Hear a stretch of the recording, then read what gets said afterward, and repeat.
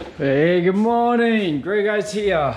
Might not be morning when you're watching this, but who cares? I probably won't be loading it till tonight. So good afternoon, evening, morning, whatever time of the day it is. It doesn't matter. Breathe in the nose, out the mouth. Relax. No time for relaxing. Busy, busy, busy. Busier than what I ever thought I would be, really. So, what are we even looking at here? Why am I just climbing all over this car? Right, so what we have is I've got, it's all about the exposure. You've got to have the correct exposure. You can't go from dark inside to light outside. So Kiak's been high filled, so it's ready for blocking, but I like the paint to move around to cure as such, because paint does shrink, primers and all that, so it's good for it to do its thing, give it time. It's that rush factor. If you're priming then glossing the next day, it's just it's not enough time for the primers and that to shrink. So I'm going to leave that for a little bit. It's like virtually paint ready after a blocking. The epoxy on Chili is curing. It's pretty much going to be right in a day or two. Same deal. You got to give that epoxy enough time to do its thing before you start applying filler over it. So basically Andrew's busy doing rust repairs on Norma, and then I guess eventually it's going to he's going to move on to the Violet, which there'll be plenty of work for him to do in there. So it's like, keep the welder busy, keep me busy. So what's actually happening is that fella I know is working on this project, and he's bought this as an unfinished project. So someone's gone to a lot of effort to fix the rust on it. So there's been definitely a new front end put on it. The doors are brand new. It's a bit of a novelty. Dog legs, steps, they've all been welded in place. They're all new. This here is uglier than what it actually is. It's actually, the rust repair's been done, and he's just the last person has filled it over the rust repair, and unfortunately they didn't put any primer or anything on. Anyway, so that's going to be stripped out, but the rest of the car has pretty much been prepped, or stripped, blasted, whatever. Look, these corners are brand new. There's so many new panels on this thing. So, and when you know the cost of a new panel and how long it takes to put in, I think he got a bit of a bargain. Someone's just bailed out in the project, which happens, and they can be a benefit to the next person. So this is this one's called Evie, and I'll show you in a minute why. So basically, you can see on this quarter that's all been prepped. Yeah, there's a bit of filler in it, but it's actually been repaired underneath, so we don't have any rust to deal with. Can you believe it? No rust to deal with. And you can see where they've put a new panel in there. So we will make good their welds, just make sure they're all up to standard. So my objective is just to get this in epoxy, get all this sanded and in epoxy today, and then it can wheel out and do its thing. And then I can, so you've just got, while things are curing and drying and shrinking and all the rest, you delve into another project. So anyway, we're delving into this. Now what's going to make this project pretty special? Well, it could be that it's going to be Tesla powered. So Grego is sort of has quite an interest in this sort of thing. I'd love to do it to one of my own vehicles, for instance, but this, you know, it is actually a step up from your traditional, you know, Hyper 9, whatever, Warp 9 motors. The Tesla drive unit is you're not hooking up anything to the VW gearbox. You've just got the one unit there, and it's got everything inside it, and you just hook up the axles with Kombi CVs on the end. I think they've got output flanges now that you can bolt up to the Tesla drive units to suit the Kombi stuff. Yeah, so you can make it all work. So basically this is going to have some batteries in here and some batteries under the floor in the center, and yeah, another pack there. So yeah, quite, and they're yeah, they're Tesla battery packs. So although there's a few Tesla powered vehicles, it usually means a Tesla batteries. That's where they get their Tesla powered from, but the motors themselves are usually more a traditional electric motor hooked up to the VW gearbox and etc. But this, a full Tesla drive unit is the next level. So there's no gear changes, it's just a single speed and bucket loads of power and torque, and next to no maintenance. So yeah, so anyway, that's what the project's involved.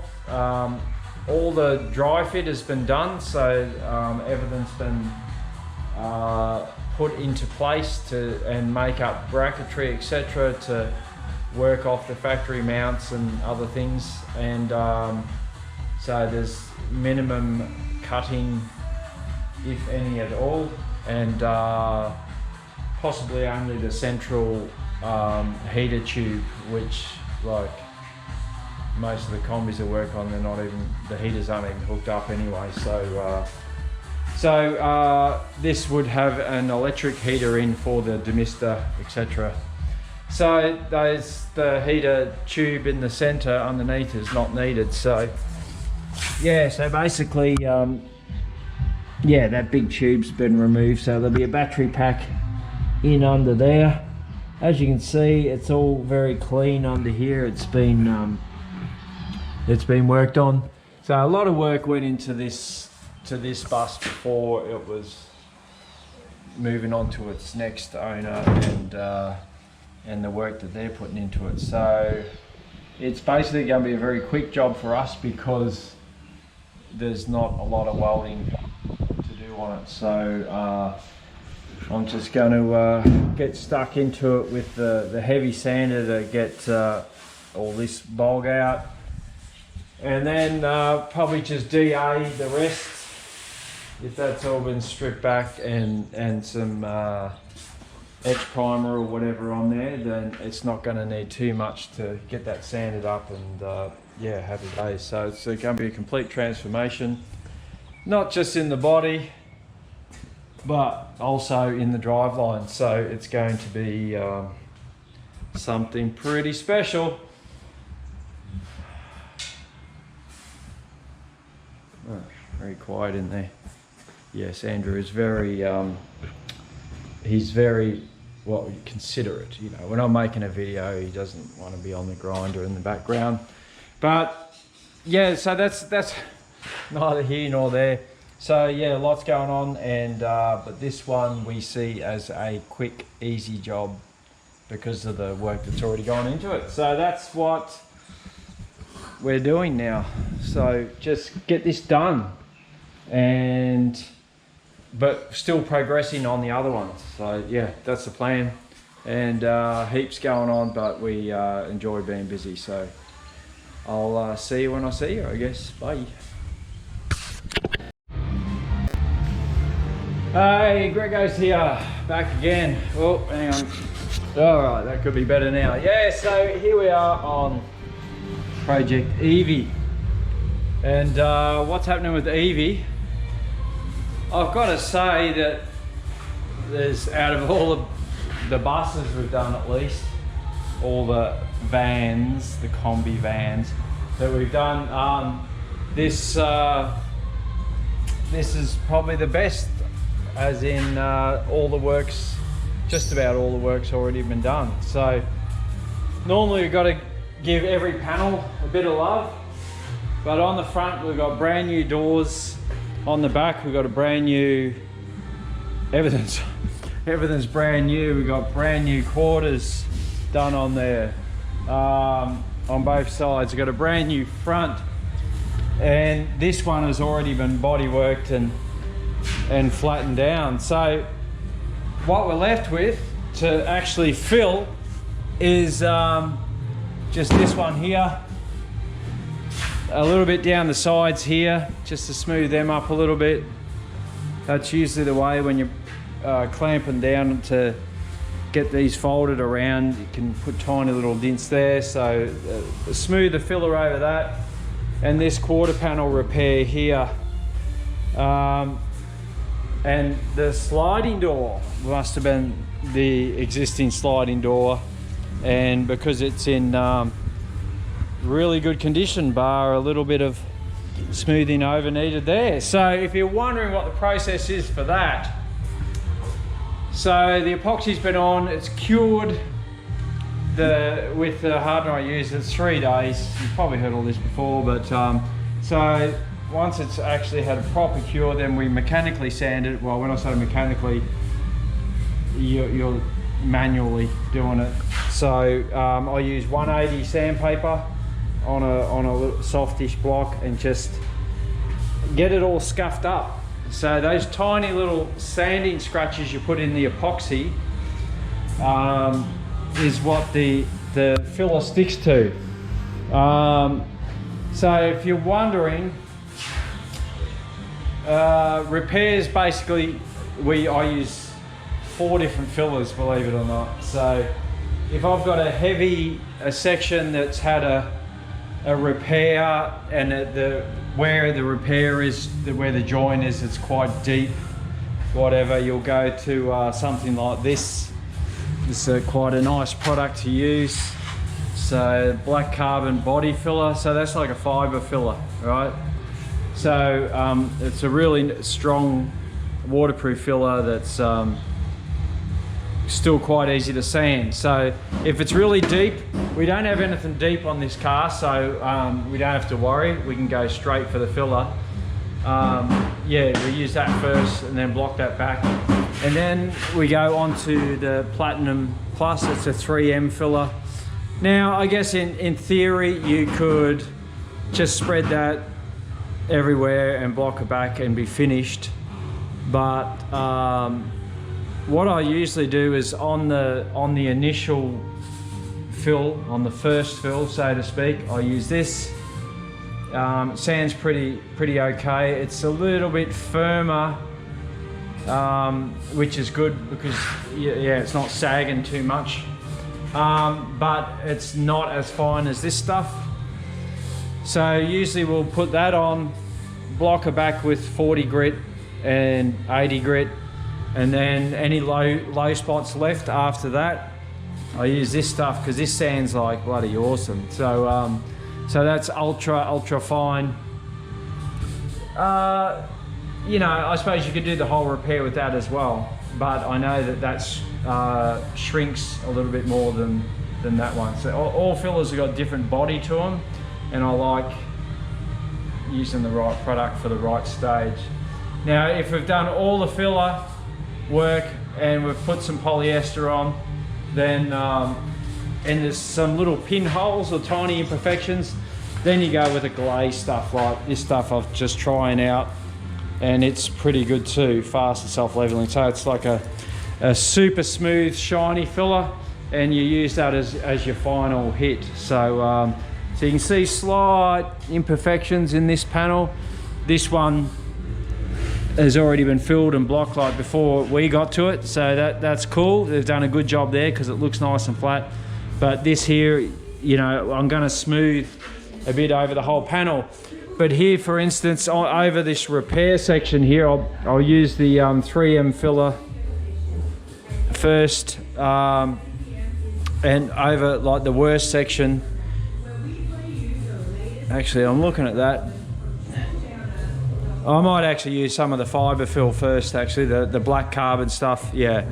I'll probably go over the actual weld, just in a thin strip like that, with the black carbon over that join, and then it'll get the 3M fill, and then I'll probably put a layer of the white, the Evercoat Ultra filler over the top section, because it's not bad. It won't, you know, it's just got a little bit of imperfections there, and I'll be sanding it with the big block and whatever. So but usually the 3M Platinum will do most of the job. So but yeah, I think over these repairs it might be a good idea to I'll put some of that fibre filler on first. That might be the GO. So okay, I thought I'd give you a rundown on Evie. Certainly one of the best buses, and when I say best buses, it probably wasn't a long time ago. Whoever took on the project last, before the current owner bought it, like they've put a lot of money into this car. So when you know how much time and money it takes to do them up, I think he got a bit of a bargain. So the old abandoned projects are sometimes the best ones to get. So anyway, that's a rundown of what we're doing now on Evie, and we'll see you when we see you. Another thing I forgot to mention too, this is what I actually used to mix the filler up on. I almost forgot, so I'm going to edit this and put it in the appropriate slot. So these are plasterers hooks, and they're a nice smooth aluminium surface there. And what I do is I run with 2 of them, right, and I mix up the filler on there as much as I reckon I'll need, usually a little bit more. And mix it up on there, spread it out. I like using metal filling blades. So I've got a variety of widths here. So yeah, so you generally put it on with the wider one. And then, you know, once the fillers, you've spread it all, then you scrape this hawk clean and clean off your metal filling blades. And then I usually throw this out in the sun and then mix up the next lot on my second one there. And then when I'm ready to do the next one, pull this out of the sun. It's anything residue that's on the surface is sort of hardened up. I run the sanding block over it to smooth it, and then bam, ready to dust it off, ready to reuse again. I used to use the paper, tear away paper things, but you just go through that many of them that it actually adds up. You know, I think it was like $30 for a block of the paper that you keep tearing away, and although it was nice and clean, it was still, this method means that it's, you know, more environmentally responsible, and there's no wastage there. So that's how we do it. So yeah, I thought you'd want to know about